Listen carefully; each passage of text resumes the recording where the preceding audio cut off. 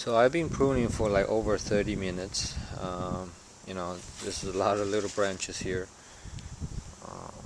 I had to say it's quite relaxing. I feel like I'm giving a haircut to the plant, and also the plant is looking better and better, you know, with each cut. Um, so I would say in general, this plant will be, compared to other bonsai materials, will be kind of like a high maintenance, medium to high maintenance, because of a lot of pruning needed, and you know, the diebacks, and but I'm telling you, the reward is very big for me. I mean, you can see there's still a lot of flowers. I cut off about 50% of all the flower buds, but there's still plenty of flowers left, and I'm gonna leave it like that, because this is the purpose that I like to grow this bonsai. I want to see the flowers. I want to smell the very sweet fragrance of all the flowers. This is the reason why I put up with this maintenance of this tree.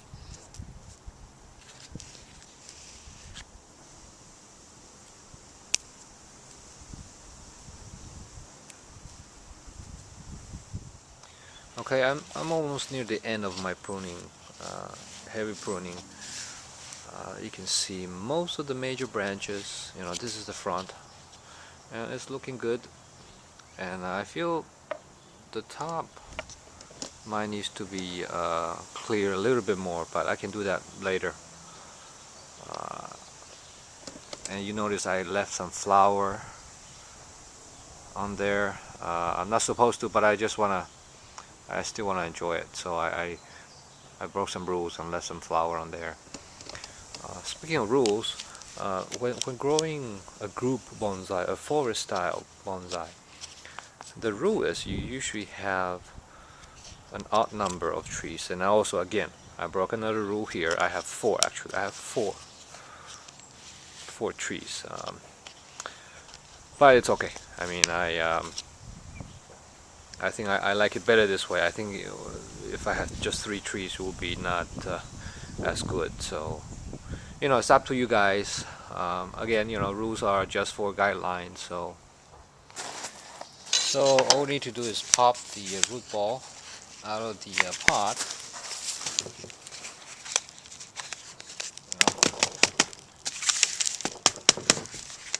It's pretty compact. There we go. And since we will be removing a lot of roots, let's just go ahead and cut half of them off. Cut half of them off, and then we'll spread the rest to put in the bonsai pot.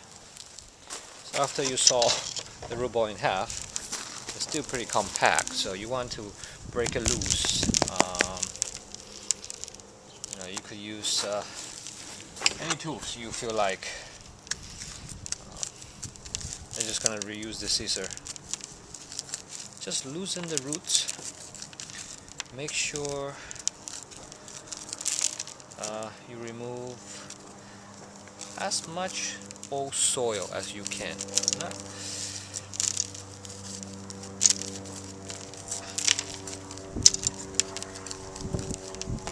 Just spread it out. Sometime on the top, these roots, you know, they're just dead ones, so you can remove the top ones too.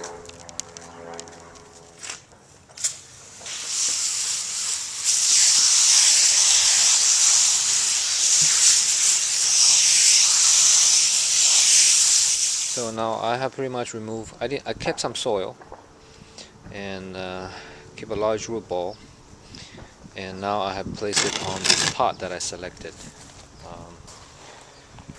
In general, you want to make sure the pot is proportional to the size of the tree, and I believe this is the right size of pot for this tree.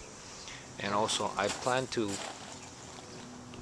plant the tree a little bit above the pot, raised, so it can have some kind of like a mountain, like a small hill here, and just to make it look more natural. And finally, you know, you can place a tree right in the middle, or It's actually, it looks better if you just, a little bit off center, a little bit, and just more natural. And this is the soil I prepared. I mix some, I would say a quarter of the perlite, the white stuff, and a quarter of vermiculite, and then with some very organic garden soil. The Sweet Broom in general is not very picky when it comes to soil. So the mix that we prepare should work fine. Hopefully by this time you still remember where's the front. And just work the soil in around the roots.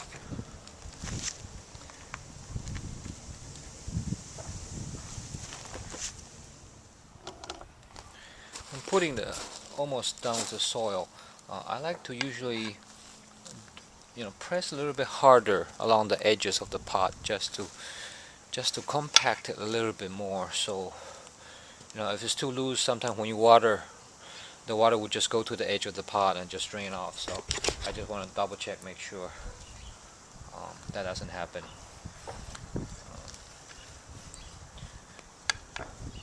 Okay, you do lightly compress a little bit more, and then next step is to water.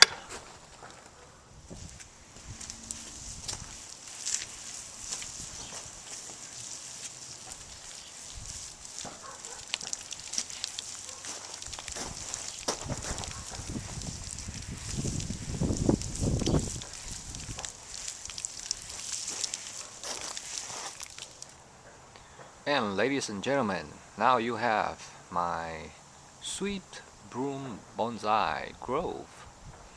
Consists of 4 trees, a little bit unconventional. I also, you notice I didn't tie the tree to the pot. So what I usually do is I use a bungee cord, somehow to secure the tree down. What's left to do on this tree? Actually, this tree is not 100% done yet. The top needs to be thinned a little bit more, but I just want to enjoy the flower a little bit more. Okay, so I'm going to let it bloom and then cut off more of the top. This is the back of the tree.